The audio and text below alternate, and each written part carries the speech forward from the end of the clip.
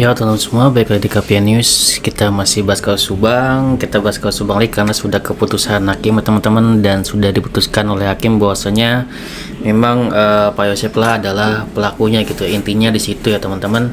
Adapun dari teman-teman semua yang kecewa ya akan keputusan hakim yang memutuskan 20 tahun penjara, itu menurut gua ya wajar-wajar aja, sangat manusiawi karena dilihat dari fakta persidangan yang keseluruhannya memberatkan Pak Yosep, namun hakim hanya menjerat 20 tahun penjara gitu kan ya.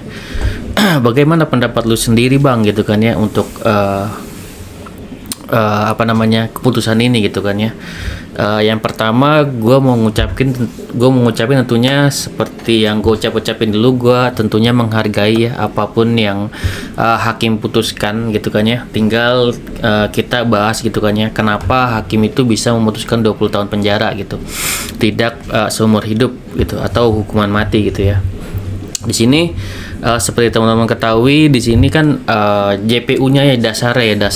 Kalau gue pribadi sebenarnya sudah menebak ya, dari perkiraan gue semenjak ke JPU memutuskan gitu kan ya, untuk paling berat itu menuntut Pak Yosep itu seumur hidup gitu. Artinya apa? Artinya di sini ada kemungkinan besarnya untuk hakim hanya memvonis 20 tahun penjara gitu teman-teman. Itu sebenarnya sudah terbaca, mungkin dari teman-teman semua ada beberapa orang yang sudah mengira seperti halnya gue mengira untuk 20 tahun penjara ini gitu. Jadi dari awal gitu kan ya, dari awal itu keputusan JPU ini apa gitu ya, harusnya mungkin dari YouTuber Subang itu yang harus dikejar itu justru jaksanya ini gitu. Jasanya ini pertama harus diwawancara gitu kan ya. Dasarnya apa memutuskan untuk tidak menuntut seberat-beratnya yaitu hukuman mati gitu. Itu kan harus dipertanyakan gitu dasarnya. Pasti jaksa penuntut umum punya dasar untuk mengambil keputusan. Begitu juga dengan hakim gitu kan ya, ada dasarnya yang kuat untuk mengambil sebuah keputusan kan kayak gitu. Ya kalau menurut gue pribadi, gue udah ngungkapin ya teman-teman bagaimana jaksa penuntut umum ya, kalau menurut gue pribadi yang tentunya di sini memang semuanya sudah memberatkan Pak Yosep gitu. Namun ada suatu hal yang memang belum terungkap gitu, seperti si Irlan kan kayak gitu dengan 2 DNA asingnya gitu. Itu kan juga belum terungkap dan banyak bukti-bukti yang hilang, dan menurut gua itu sangat wajar jika jaksa penuntut umum itu memutuskan hal tersebut. Begitu juga dengan hakim gitu kan ya. Di sini memang ada satu hal yang belum terungkap, seperti halnya kalau Sambo itu kan semuanya sudah terungkap gitu kan ya. OJ-nya dihukum dan segala macam semuanya sudah clear gitu kan ya. Jadi tidak ada keraguan bagi hakim untuk memutuskan hukuman mati gitu kan ya untuk Verdi Sambo, walaupun ujung-ujungnya dia melakukan kasasi gitu kan di Mahkamah Agung dan diputuskan menjadi seumur hidup gitu. Di sini dari jaksa penuntut umum hanya berani untuk menuntut seumur hidup, dan menurut gua sangat wajar memang kalau hakim ini juga berdasarkan dasarnya itu jaksa penuntut umum ini hanya berani seumur hidup. Bagaimana dengan keberanian hakim kan gitu? Apakah seumur hidup juga atau memberikan keringanan gitu? Kalau Pak Roman bilang ini tidak dianggap nih untuk yang meringankan Pak Yosep, saksi-saksi segala macam. Menurut gua justru di sini ada kesalahan ya dari Pak Roman. Kalau misalkan dari para saksi yang meringankan Pak Yosep dan segala macam tidak diperhitungkan oleh hakim, tentunya langsung seberat-beratnya bisa hukuman mati atau seumur hidup di situ kan ya. Justru di sini gue lihat hakim mempertimbangkan hal tersebut gitu, dari DNA asing yang belum terungkap, Irland yang belum terungkap, terus banyak bukti yang hilang. Itu sebenarnya kan menurut gue sudah diperhitungkan seluruhnya. Makanya kita dalam pembacaannya seperti teman-teman ketahui kan panjang banget gitu kan, dan itu dibacakan benar-benar detail gitu. Dari detail itu ditumpuk menjadi satu dan dibuat suatu keputusan gitu kan ya. Berarti di sini berdasarkan fakta persidangan gitu kan ya, fakta persidangan dari Pak Yosep ini diperhitungkan juga oleh hakim, jadi dilakukan secara seadil-adilnya gitu. Jadi memang hakim tidak bisa gitu kan ya memenuhi keinginan hasrat dari para netizen atau masyarakat secara keseluruhan gitu, mungkin tidak bisa memuaskan. Namun di sini hakim melihat fakta persidangannya dan memutuskan secara bijak seadil-adilnya menurut hakim kan kayak gitu.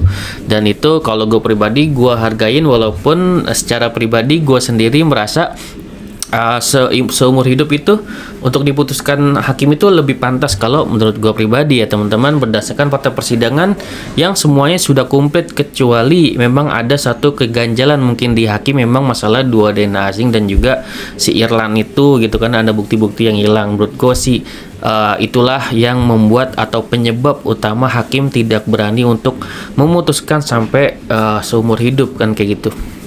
Bahkan hukuman mati ya nggak mungkin nyampe ke situ, karena ada satu ganjalan atau suatu hal yang belum tuntas gitu, dan nanti akan dituntasnya nanti di propam kan kayak gitu ya, belum kelar secara keseluruhan. Jadi sangat wajar ya menurut gua. Jadi Pak Rohman berkuar-kuar mengenai DNA segala macam tentang Irlan, dan itu memang apa adanya, memang seperti itu. Menurut gua ya gua setuju aja, karena memang itu yang belum terungkap gitu ya teman-teman. Jadi sangat wajar, dan gue memaklumi kekecewaan dari teman-teman semua yang dari dulu mengawal kaos Subang gitu kan ya, dan gue juga mengawal kaos Subang dan hanya dijatuhkan 20 tahun penjara. Namun di sini gue mengajak untuk teman-teman semua untuk menghargai keputusan hakim. Jadi cara gue menghargai atau menilai gitu kan ya untuk keputusan hakim itu, caranya gini teman-teman, pertimbangan apa dulu nih yang membuat jaksa penuntut umum hanya berani untuk menuntut cuman seumur hidup, tidak hukuman mati. Itu dulu dasarnya. Dari situ teman-teman bisa menilai kira-kira kenapa juga hakim tidak menuntut seumur hidup atau bahkan lebih tinggi gitu, dan hanya bisa hukuman mati kan kayak gitu. Ini memang perlu juga dipertanyakan ke jaksa penuntut umum menurut gua, dasarnya apa. Kan kalau misalkan dulu kan dipertanyakan tuh ke Bang Yahya, kita pernah bilang begini ya, jaksa penuntut umum kita sudah menuntut dulu ya di kasus-kasus sebelumnya gitu, kita misalkan menuntut hukuman mati, namun ya kata jaksanya gitu kan ya, namun diputuskan oleh hakim, keseringannya mungkin kan gitu ya, mungkin di tempat Subang itu, di hakim di Subang biasanya akan dijatuhkannya 20 tahun penjara walaupun kita sudah menuntut seumur hidup gitu. Namun jaksa penuntut umum itu bilang sendiri ya, waktu itu yang ibu-ibu ya, bilang sendiri bahwasanya tapi itu tidak masalah katanya gitu kan ya. Masalah yang terpenting kata dia gitu kan, yang terpenting adalah berapapun hukumannya gitu kan ya, di sini yang 340 baik itu 20 tahun penjara, hukuman seumur hidup ataupun hukuman mati, di sini diambil garis lurusnya adalah bahwasannya memang dialah pelakunya gitu, memang benar kan kayak gitu. Jadi tuntutan kita ini tidak salah dan memang semuanya berdasarkan fakta persidangan yang ada kan seperti itu. Jadi itulah yang diambil oleh jaksa penuntut umum, dan kita nggak tahu nih apakah nanti ada banding gitu kan ya, keberatan dari jaksa penuntut umum, atau memang ini sudah menjadi target gitu jaksa penuntut umum. Sayangnya ya dari YouTuber Subang mungkin tidak atau dari YouTuber lain juga tidak mewawancarai dari jaksa penuntut umumnya itu sendiri gitu. Apakah nanti akan ada tuntutan atau seperti apa, untuk apakah sudah merasa puas gitu, ataukah ini memang target dari jaksa penuntut umum minimal banget ya 20 tahun penjara gitu. Yang terpenting adalah ya Pak Yosef adalah pelakunya gitu. Dia kan bisa berpikir seperti itu ya untuk jaksa penuntut umum gitu, dan mungkin dari hakim juga berpikir seperti itu. Kita sudah putuskan dan kita sudah memberikan kebijakan yang mungkin teringan gitu ya, diberikan Pak Yosef itu yang teringan menurut gua ya, dan mungkin menurut hakim, menurut jaksa penuntut umum juga seperti itu ya, yang teringan ya cuman 20 tahun penjara gitu.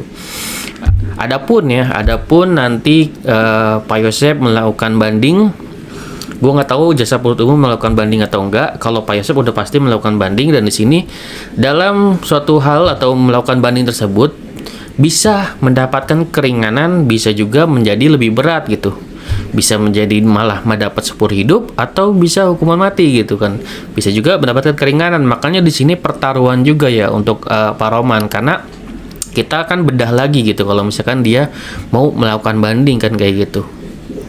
Seperti itu ya teman-teman.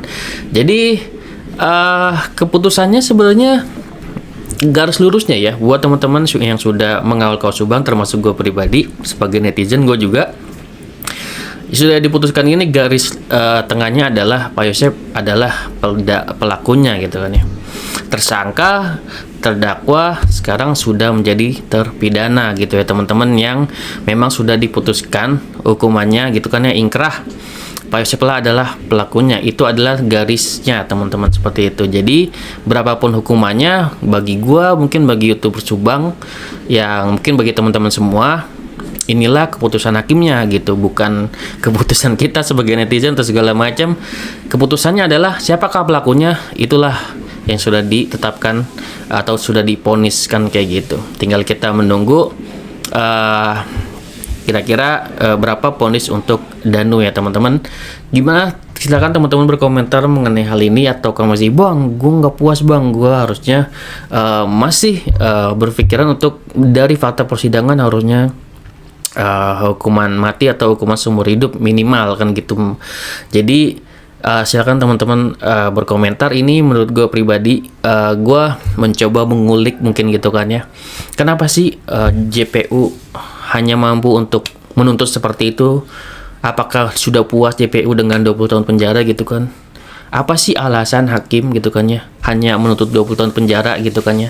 Itu kan sebenarnya yang harus kita pikirin gitu. Tidak hanya kita kecewa-kecewa aja, tapi kita dari sisi hakim seperti apa sih, kenapa sih dia beliau itu membuat keputusan seperti itu. Itu yang harus kita pikirin ya teman-teman. Oke, segitu dari gua, semoga bermanfaat. Wassalamualaikum warahmatullahi wabarakatuh. See you next video teman-teman.